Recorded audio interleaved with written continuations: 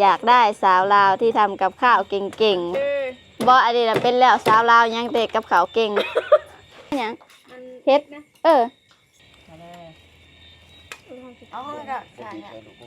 ฮัลโหลทุกคน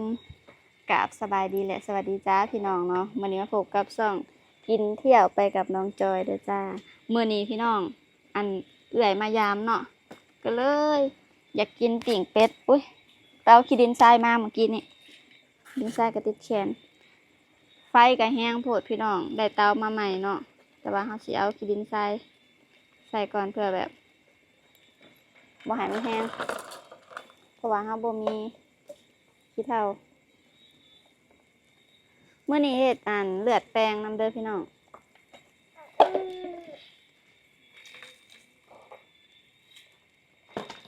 จะหายังเฮ็ดเลือด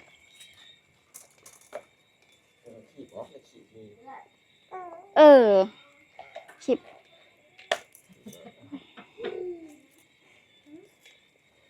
ลืมพี่น้องเป็นยังไงอันนี้ก็เอือบแล้วแหละ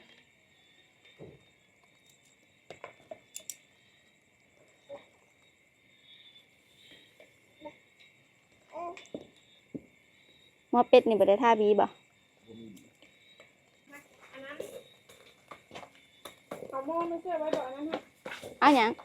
เพชรนะแต่ว่าข้าวอันนี้ก็น่าพี่น้องเดี๋ยวจะไปเบิ่งอายประเด็นเลือดแปลงเติบเด้พี่น้องเพราะมันเนาะปกติอันอยู่หานปิ่งเป็ดปิ่งแบ่นะพี่น้องเพิ่นปิ่งค้านะเพิ่นสิมีอันแนวห้องเนาะสูงเพราะว่าหยังอันแท้ปิ่งยาก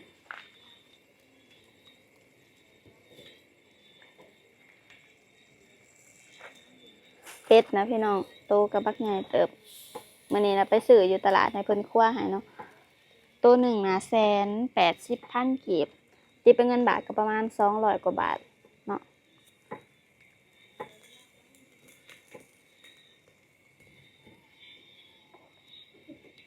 อากาศร้อนพี่น้องร้อนมานี่นะร้อนได้2-3 มื้อแล้ว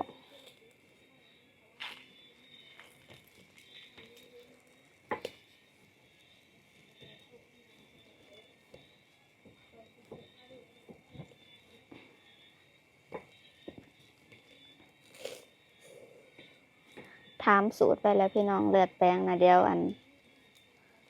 นมื้อหน้าเนาะเดี๋ยวสิมาเฮ็ดเองเบิ่ง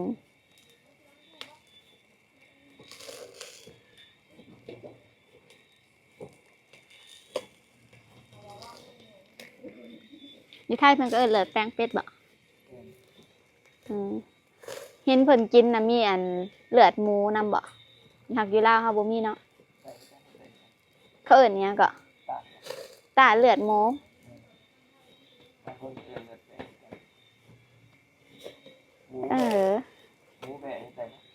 เห็นเขาเจ้าเฮ็ดเลือดแปลงไก่น้ำเจ้าเคยกินบ่ตากับเลือดแปลงบ่คือกันบ่อ้าวเฮาเข้าใจมาตลอดว่าตากับเลือดแปลงมันคือกัน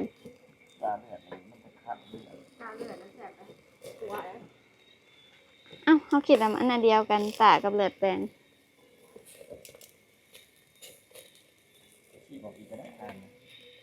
อีกบ่เฮาว่าหายังมาห้องเอาบ่ดินบอกบ่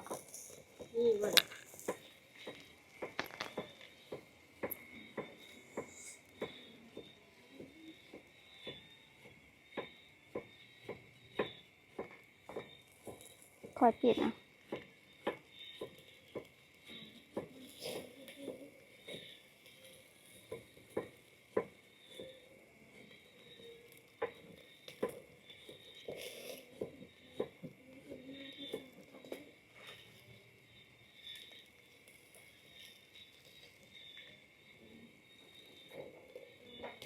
เพื่อสุกนะพี่น้องเพื่อเป็ดสุกนะคนนะสุกก่อน เบิ่งหน้าก็แหมเบิดล่ะ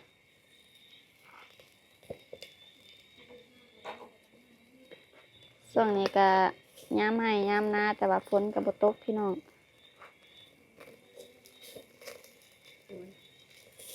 เอาไป ก่อนนะเฮ้ย เลขยัง6นึง 6อันก็คือ62อ่ะเรียกล่างนะมาเข้าเรียกบนมาเข้าไว้ เอื้อยเพิ่นซื้อเลขพี่น้องซื้อ62ออก61ก็เลยบอกสิบอกเอื้อยเพิ่นว่างวดหน้าเอาใหม่ใกล้แล้วรอบนี้นะใกล้แล้ว ใกล้สิหมดโตใกล้สิได้เป็นมหาเศรษฐีแล้วพี่น้องแต่ก็อันไว้ลาวเนาะก็บ่ได้ว่าเล่นหลายดอกพี่น้องเนาะมันก็บ่เล่นงวดละเท่าใด5,000 10,000กีบ20 บาท20 บาทเนี่ยประมาณนี้นะพอแบบได้รุ่นในแต่ละงวด 102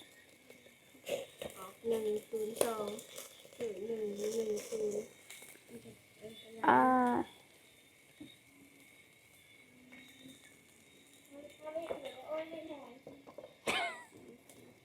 ออกเลขนก เด็กห้อยเด็กบน บ่มีผู้ใดถูก 102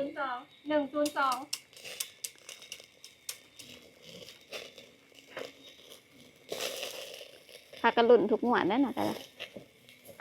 แล้วเขาก็ซื้อมื้อนี้แหละซื้ออันนี้เกิดเปิดมันเลย3262 เออ ซื้อมันปกติมันสิบาทประมาณ2วันแล้วเนาะก็ออกของเจ้าถ้าเบิ่งมีปะมื้ออื่นก็บ่ซื้อก็ซื้อมื้อนี้มันสิออกถ้าเบิ่งจะว่าสำนักไปก็สิไปซื้อเป็นแม่พันน่ะ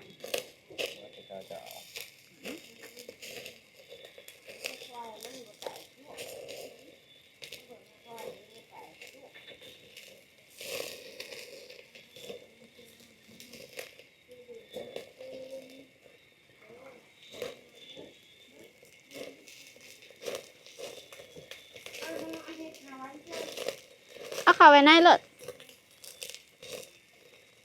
เออเออพี่น้องป้าพี่น้องว่าแต่งกินแสบแต่ว่ากินได้บ่ก็อีกเรื่องหนึงป้าคือมันแท้นี่นะมันดำแล้วมันสุกละออกอีกว่ะ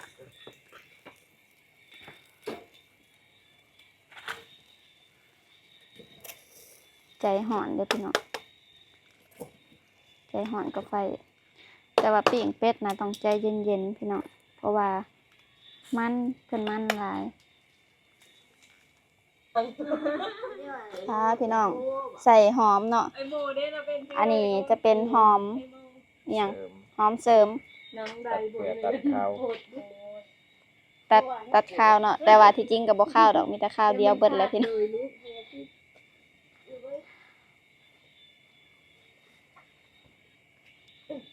ป้าเป็นจะได้กามอยู่กามแล้วพี่น้องอันเฮาใส่ข้าวขัวหยังปานใด แล้วมันดำเนาะ ใส่อยู่ ขัว เลอะบ่ได้ อ ใส่ ยู่กับผู้มักถ้าจะให้มันหอมก็เฮาก็พวกหนาเวลาเฮาสิกิน อืม ก็บีบมะนาวหัวใส่ โอ้ระดับเซฟมาเฮ็ดให้กินพี่น้องแล้วนี่ ได้แล้ว ป้าพี่น้องแล้วเอาเลยเฮาทำเนี่ยอันแบบว่า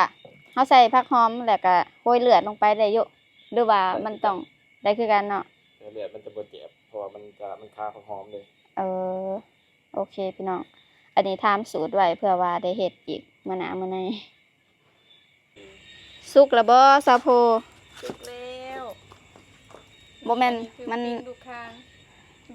เอามีไม้นะ เอาไหม อย่าว่าเอาไม่ นี่พี่น้องเบิ่งปิ่งเป็ดซาโพเป็นตะกินบ่พี่น้องเพิ่นก็เฮ็ดกินแซ่บอยู่เนาะ แต่ว่าตัวนี้อย่าโฟกัสเด้อเออ แต่ว่าอายเพิ่นเหลือบแล้วเนาะมีแต่มาปิ้ง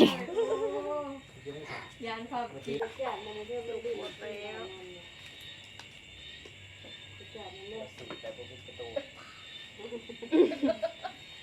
ไอ้ดำรับใส่จอมมือทางนี้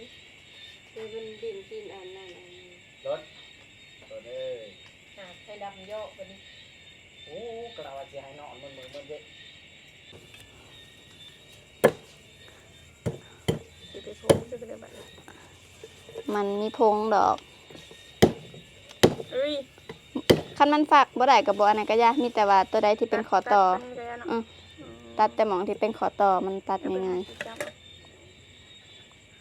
อย่าโฟกัสปิ่งเป็ดเด้อพี่น้องมันอยากดำแน่เนาะเพราะว่าอันเพราะว่าสิปิ่งสุก เป็ดมันนี่แล้วมันจะไปให้ โพเคยกินเลือดแปลงอยู่บ่กินเลือดแปลงบ่ เอา มีไผเนี่ยบ่กินเลือดแปลงขัวเอา ที่ขวาให้เพื่อจะ มีไผเนี่ยสิกินเลือดแปลง กินเนื้อไปไหน เฮาไม่ได้อยู่ในนี้บ่ดำเฮาไม่ได้กินเด้อมา ซับมอนอยู่แล้ว ขอบจืออีตู่ นางโต เว่าแบบสุภาพกับนางโต แมนบ่ซับแต่กล่องโป่ง มาเสือก็ได้จะพาได้ พี่น้องอย่าโฟกัสเทียงเด้อหากะซอยอันผักหอมแล้วเนาะ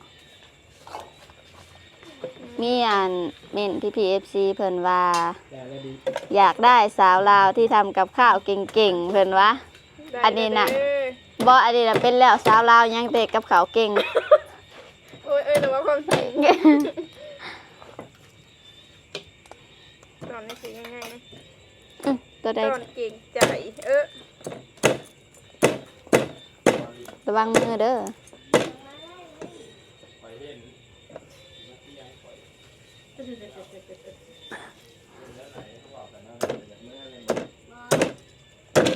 เฮ้ย ว่าแยกออกจากอันนั้นบ่แยกเอามาวางกองโฟ อั ม นนี้เนาะ อือ เฮ้ยมันก็เป็นแต่ลมเลย บ่เป็นตาได้กินนะ อันนี้พี่ดูซิโร่นี่ค่ะน้ำมันหอยซิโร่เลย อือ วันเก่า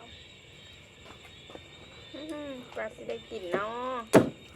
ว่าจะได้กินเนาะ เฮ้ยอย่าขาดแล้วไปตัดบอลไหม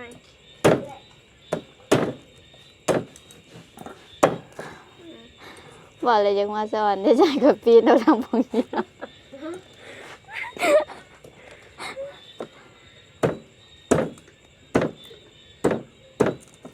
ทางหน้าเพิ่นขัวอยู่เนาะพี่น้องเลือดแป้งนี่สามารถขัวได้เด้อผู้ใดบ่กินดิบเนาะ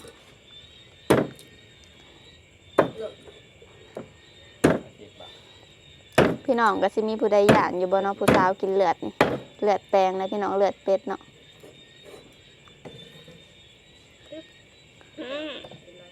ลงโทยได้เด้อ บ่แม่นหิวข้าวตาลายล่ะบ่ซะโพนี่ลงถ้วยลงถ้วย เดี๋ยวนี้9 โมงแล้ว ปกตินอนจักโมงบ่ยากปกตินอนจักโมง ปกตินอน10 โมง น แต่ อน ว่ามื้อนี้มีปกติ บอกตั้งว่าเรามื้อนี้มีปกติพี่น้องเพิ่นว่า เอาเสร็จยาวๆบ่นี่ปิ้งก็แบบกรอบๆซ้ำพี่น้องอย่าว่าสั่นว่าสิเด้อย่ายหมองฝากอีกแล้วเพราะว่ามันเดึกเลยเด้แหละมันรบกวนเพิ่นเนาะ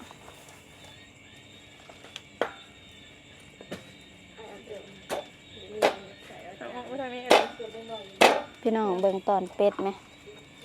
โอ้ ยังสดดีอยู่เด้อ ใส่เล็กแห้งดัง เบิ่งสิอยากไว้ เอาสิยามมันทีเด้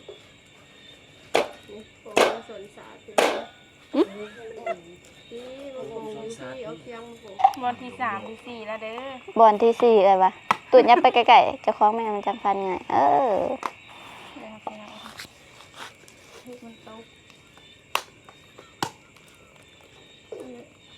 ทางหน้าเอาติ๊บเขามาแล้วพี่น้องติ๊บเขาก็ยังปิดบ่ลง 1 ลาย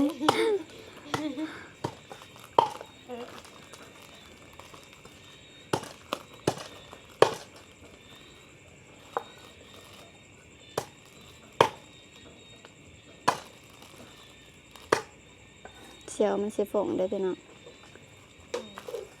เป็ดนี่นะเฮ็ดได้หลายเมนูเด้แต่ว่านะบ่ต้องฝากหลายซะมันเป็นกระดูก แต่เชิงนี้เนาะ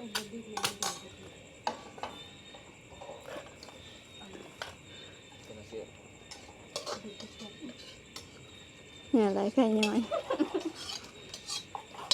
นี่ครูเธอน้อยเด้อ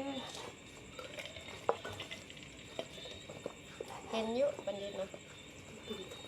ดึงเห็ดอีหยังผู้ขาได้กินแล้วเด้อ สนุกเด้อพี่น้องอันนี้สบายดีสนุก สวัสดีทุกคน ให้หน้าให้ตาเนาะบ่ได้ถ่ายคลิปนำกันกระโดนเติบเลย ความขึ้นมา ได้อีหยังมื้อนี้นะไข่ปลาพี่น้อง ไข่ปลา สมไข่ปลาโอ้ ได้กินยูโปรตีนด้วย อือ ซุกเลยนะ สุกแล้วเนาะ แม่น เห็นแต่เพิ่นกินอยู่ฝั่งไทยเขาก็คิดอยากอยู่ ก็เลยเด่นนี่ อืม เพราะว่าถามเพิ่นว่าซุกแล้วก็เลยเอามาลอง ขาดบ่ได้แม่นมักนาวเด้อพี่น้องมักนาวเขากินกับเปลือกแปลงเนาะเดี๋ยวสิมาบอกวิธีกิน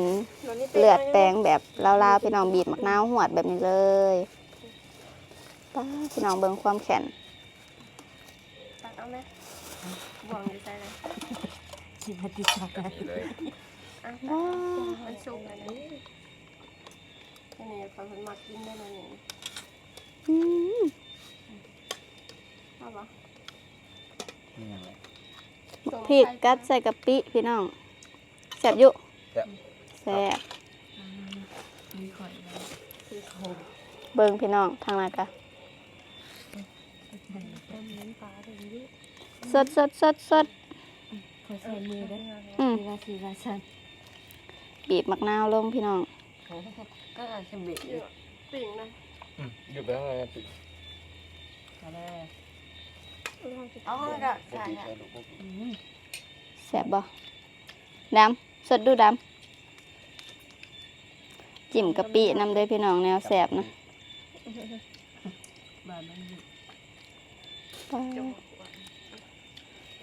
สาวโพ สิ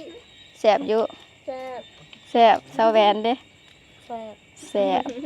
สนุกเด้แซ่บอยู่บ่ แซ่บ ป้าพี่น้องพาเขาวมนต์กึ่งเลยมาเด้อพ่อแม่พี่น้องเนาะผู้ใดอยู่ฝั่งไทยฝั่งลาวและต่างประเทศมากินนำผู้จอยเด้อกับครอบครัวเอาพี่น้องเดี๋ยวสำหรับคลิปนี้กสิคอตัวไปกินข้าวก่อนเนาะผู้ใดที่ว่าอยากไปเฮ็ดตามก็สามารถไปเฮ็ดได้เนาะพี่น้องก็แซ่บเฮ็ดตามสูตรนี้เลยแซ่บสำหรับคลิปนี้กราบสบายดีและสวัสดีจ้าบ๊ายบาย